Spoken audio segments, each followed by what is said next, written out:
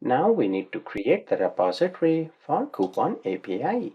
So right there, we will add a new class. This will be an interface and we will call that iCoupon repository. We will make this a public interface and it will have just one method. It will be an async, so task. The return type here will be coupon DTO. We will call this getCoupon by code. Basically, we will get the coupon code in the parameter. Based on that, we will return the complete coupon DTO object. That's all that we want. Now you might be thinking, how about apply coupon and remove coupon? That is not the responsibility of the coupon repository. The functionality of this repository is only to manage coupon and return them. Applying coupon to a cart will be the responsibility of Shopping Cart API, and that microservice will then call the coupon microservice to get the details about a coupon code. That is how microservices work. Now here you'll be thinking that we don't have any CRUD operations. How will we create a coupon? We already saw the CRUD operations with product, so I don't want to waste your time there, because of which we will just seed the database with dummy coupon code. We have also done how to seed the database before. That we will be doing inside the application DB context. I will just paste the code here to seed the database. It is just the same method on model creating, and there on model builder.entity we will be adding two coupon code. First is 10 off, that will give a discount of $10, and next is 20 off, that will give a discount of $20.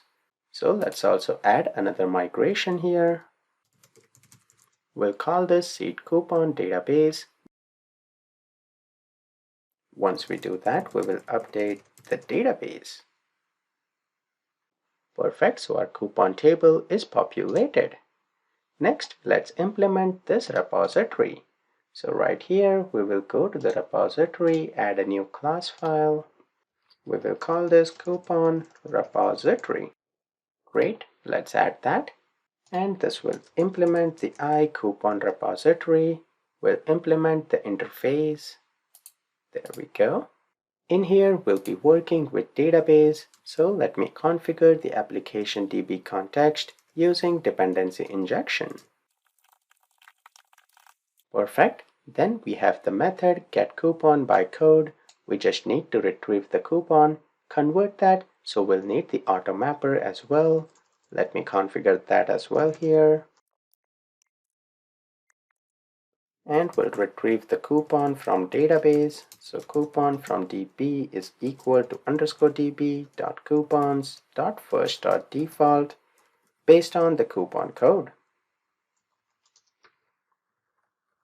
Once we get that, we'll use automapper.map.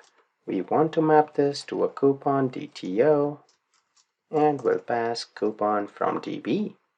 We need the async keyword here, and we can use first or default async along with the await keyword. So with this, our coupon repository looks good. We don't want to work on the CRUD operations with coupon repository.